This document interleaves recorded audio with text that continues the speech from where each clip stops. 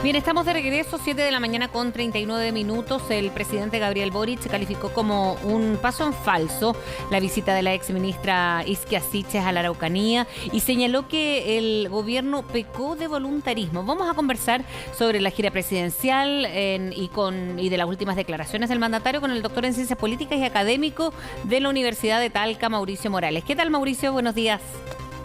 Hola, Francia, muy buenos días. Bien, hay varias cosas que analizar. Primero esta gira, pero las declaraciones que entregaba ayer, porque de los momentos difíciles estaba esta visita de la ex ministra del Interior, también resultados del plebiscito, entre otros que comentaba ayer el mandatario en esta entrevista que dio a Canal 13, porque básicamente confirma, ¿no? Lo que se sabe, pero de manera bien transparente. ¿Cómo lees en estas declaraciones que daba ayer el presidente Gabriel Boric, Mauricio? Sí, yo destacaría cuatro cosas, Frecia. La primera es la que muy bien mencionabas tú en un principio, es decir, el reconocimiento del presidente de la República respecto a que la visita de la ministra Siches fue un paso en falso. Una de las cuestiones que se le critica a esta generación política, que les cuesta reconocer errores y el presidente está avanzando en esa dirección. Por lo tanto, es un punto a favor. En segundo lugar, fue una gira muy correcta desde el punto de vista siguiente. El presidente durante la semana realizó un punto de prensa entregando móviles a carabineros y por lo tanto lo que quiso mostrar en ese punto de prensa es que ha cambiado su agenda y su agenda está concentrada fundamentalmente en materias de seguridad pública con un apoyo irrestricto a carabineros. En tercer lugar, el presidente ya está aprendiendo también a separar lo urgente de lo importante. Hay que recordar que en los primeros meses de gobierno, el mandatario y el gobierno en sí decía que en cada decisión se jugaba la vida. Ahora está bajando el volumen de peleas a dar y está enfrentando dos cosas fundamentalmente: seguridad pública y reforma previsional. Sí. Y en cuarto lugar, y con la colaboración de su ministro de Hacienda, el presidente ya notificó a los chilenos que 2023 va a ser un año tanto o más complejo que 2022. Hay que abrocharse los cinturones, pero ahí va a estar el presidente para ayudarle al país en materias de seguridad pública, en enfrentar la crisis económica y, por cierto, en tratar de aplacar los niveles de crisis política. Hay que recordar también, Frecia, que esta semana el gobierno se anotó un tremendo gol con la elección de Vlado Mirosevic como presidente de la Cámara. Por lo tanto, fue una muy buena semana para el gobierno y eso explica por qué en CADEM aumentó 8 puntos. A eso quería llegar, precisamente por lo que había pasado, bueno, con principalmente el protagonismo que gana en esa elección. Se dio vuelta un partido, decían algunos, con Analía Uriarte, cuando explicaban también por qué estaba tan contenta y por qué se manifestaba en el Congreso de esta manera. Pero lo otro es los efectos que tenga en el gobierno y en la figura presidencial cuando sube 8 puntos, que no es menor, después de venir en baja permanente.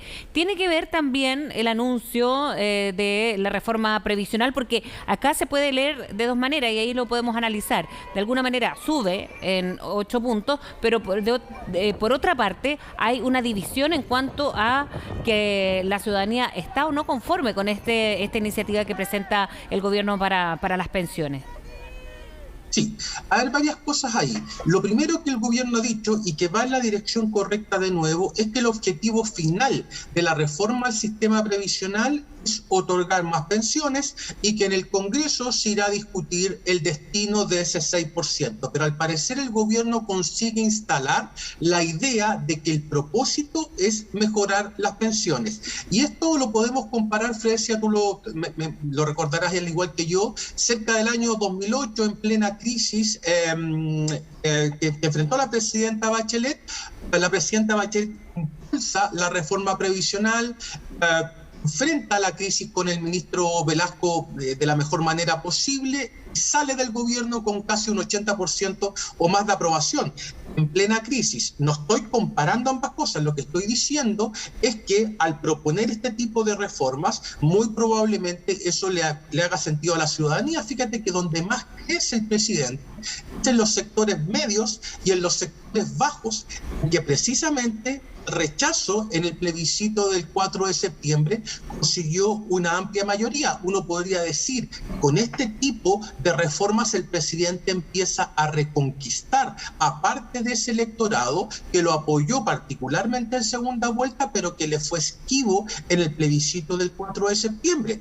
Por otra parte, tiene dos muy buenos equipos, un equipo político conformado por el tridente, Carolina Toá, la ministra Uriarte y la ministra Vallejo, y consiguió armar una muy buena dupla en Hacienda y Trabajo con el ministro Marcel y la ministra Jara. Si el gobierno tiene dos problemas, Fresia, fundamentalmente, y en un escenario de crisis son muy relevantes: el Ministerio de Economía y el Ministerio de Desarrollo Social.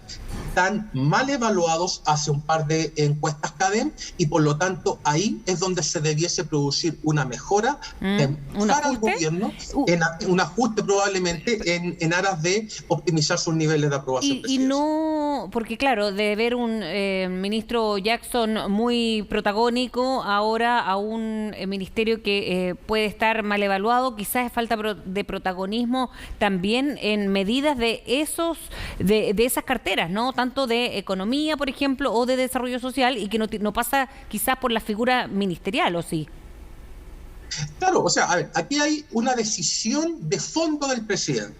La decisión de fondo del presidente, que la fuerza del gobierno la va a hacer el socialismo democrático y el Partido Comunista.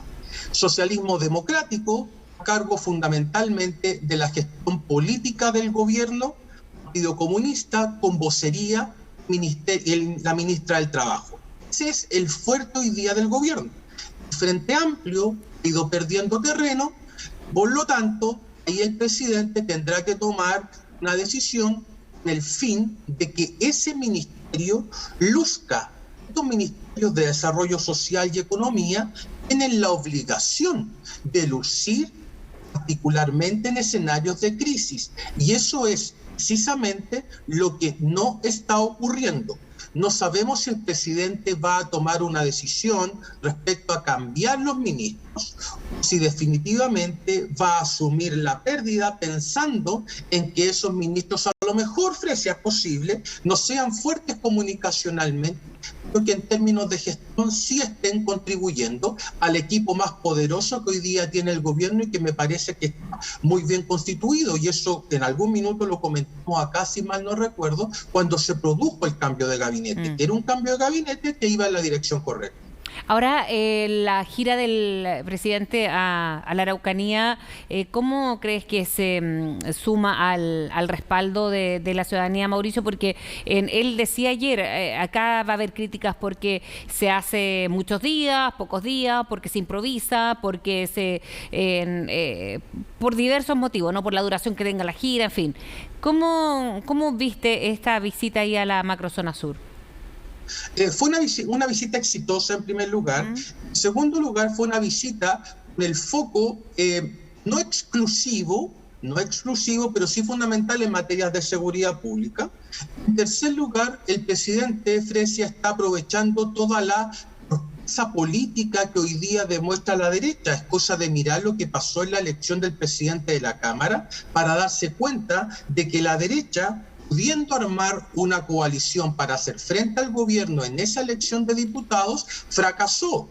Y por eso mismo, hoy día la derecha le critica al presidente de la República que haya ido tan tarde, y eso ya no va a generar un efecto contrario al presidente, sino que contrario a la oposición de mala calidad que tiene el presidente. Pero para aprovechar una oposición de mala calidad, el equipo político del gobierno debe ser lo suficientemente hábil. Y ahí creo yo que está la clave. Por una parte, este tridente del que te hablé, a Uriarte Vallejo; por otra parte, el equipo económico, Marcel Jara. La única pata que falta es la fusión, el trabajo más mancomunado entre economía y desarrollo social. Si el presidente logra armar ese triángulo, entonces va a poder enfrentar a la oposición con más comodidad. De hecho, en la visita a la Araucanía faltó, desde mi perspectiva, más allá de este Consejo de Restitución de Tierras, una presencia más fuerte de un ministro de Desarrollo Social con el fin de enfrentar el tema desde las dos dimensiones fundamentales. Yo entiendo que el presidente tuvo que enfatizar en seguridad social, pues precisamente el tema más relevante para los chilenos, pero bien se pudo haber hecho un esfuerzo mayor con el fin de incorporar el Ministerio de Desarrollo Social en un desafío y en una tarea tan importante como es la situación de la Araucanía. Exacto, como fue en alguna oportunidad, ¿no? Como se protagonizó desde Sí. este ministerio. Ahora, cuando él decía las críticas van porque hay mucha o menos, más seguridad o menos seguridad, porque se caricaturizó a ratos mucho la seguridad que había en torno a esta gira presidencial. Por otro lado, un fantasma que tenía que ver con la visita precisamente de la ex ministra Siches a la zona. Sí, el gobierno comenzó con un trauma. El trauma fue la visita muy temprana y poco organizada y poco pensada de la ministra Siches a la Araucanía. Eso marcó al gobierno, no fue una cuestión menor. De hecho, el presidente de la República no visitó la zona desde ese evento, no pasó por la Araucanía, recién la visitó ahora. Por lo tanto, el daño que se le produjo a la imagen del gobierno fue en una primera etapa irreparable. Posteriormente, el gobierno se concentró casi de manera exclusiva en el plebiscito constitucional del 4 de septiembre. Le costó cerca de un mes recuperarse de la derrota, pero junto con el cambio de gabinete fue capaz de enfrentar tanto los temas de seguridad pública como el conflicto en la Araucanía. Ya el trauma desapareció y ahora el gobierno se está reincorporando las tareas urgentes. Acuérdate que dijimos, el gobierno está aprendiendo a separar lo urgente de lo importante. Para dar un ejemplo, para graficar, lo urgente son las dos materias que te acabo de mencionar. Lo importante es el proceso constitucional. Pero si el presidente y el gobierno se acercan al proceso constitucional que hoy día está frío, lo único que va a conseguir será perder todo el terreno ganado en el que ya avanzó al definir una agenda de corto plazo. Los gobiernos, Efresia, sobre todo de 4 años, en algún minuto tienen que meter en un cajón con llave el programa original de transformaciones para dedicarse exclusivamente a gobernar. Eso pasa en todos los gobiernos y no es exclusivo del gobierno del presidente. Y ahora para terminar, Mauricio, cortito, lo que tiene que ver con el proceso constituyente, eso tiene que seguir, aunque no sea prioritario, digamos, pero sí es un proceso que tiene que tener su fin, ¿no? Y absolutamente. Esto no se puede seguir extendiendo. Yo tengo la hipótesis, Fresia, bien corto, de que no existen incentivos ni de la derecha ni de la izquierda para avanzar desde la izquierda, porque hay un temor a ser derrotados en caso de que haya elecciones de convencionales si el gobierno sigue marcando menos de 30 puntos. Es un miedo. Por otra parte, la derecha le tiene miedo al Partido de la Gente, al Partido Republicano, respecto a que le puedan quitar electorado. Con esos dos miedos desde izquierda y de derecha, uno dice racional y estratégicamente no hay ningún incentivo para avanzar en el proceso constitucional. Pero es una responsabilidad país cerrar esa herida de una vez por todas, porque de lo contrario va a seguir sangrando y perfectamente se podría infectar. Exactamente. Bien. Mauricio Morales, muchísimas gracias por hablar con nosotros esta mañana. Un gusto. Un gusto, Fresia, como siempre. Adiós.